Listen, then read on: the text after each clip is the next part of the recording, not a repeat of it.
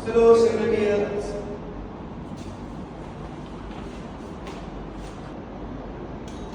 Hello, Secretariat.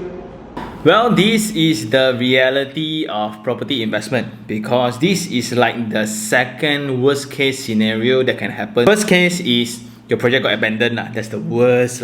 Now, the tenant of mine who is an expat didn't pay rent for 3 months already. And it's like this. When they owe me about 1 to 2 months, I already sent them reminders. Then they ghosted Jin, which is my super agent. So what we did is I worked with the management and just to create some inconvenience so that they will contact us, right? We barred the access card to the lift. Then the tenant immediately reached out to Jin and cleared 1 month payments, and then for the next 2 months, he didn't pay again. So now under the advice of a lawyer, we have prepared a letter of demand. Right, so it looks like this lah. Okay, so very long. First is to terminate the tenancy agreement because they missed payment. Second is to ask for the outstanding payment. Then after that, we will give them about 2 months time for them to leave the unit. And while doing so, with the knowledge of the management and the presence of the security guard and Jin, right, we went to the unit. Ding dong, ding dong, ding dong, ding dong. Tak ada orang leh. I think the tenant ciao already leh.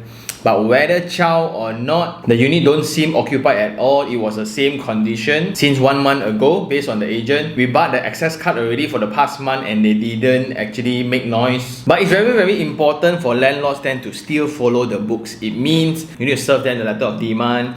Then when you get court order to get possession of the premise again. Well, technically I can just change padlock ma. That's the cowboy way, but I don't encourage at all. And this is the reality of property investment. It's not all rosy all the time. Rental can cover installments, shake leg for 35 years and you own a unit.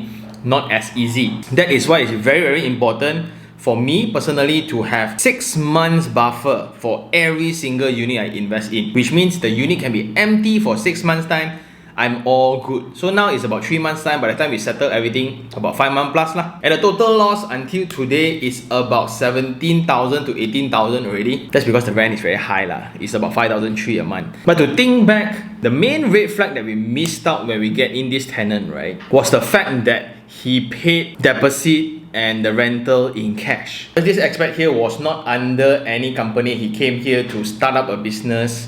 So, too bad lah. Just resolve the issue and move on lor. Just want to document this entire process to show the reality of being a landlord. Not every time you win one, but this is one tenancy, 1 year out of 35 lah. So hopefully the next one will be better lor, at 6,000. Anybody want to rent? Anybody want to rent at 6,000? Let's go!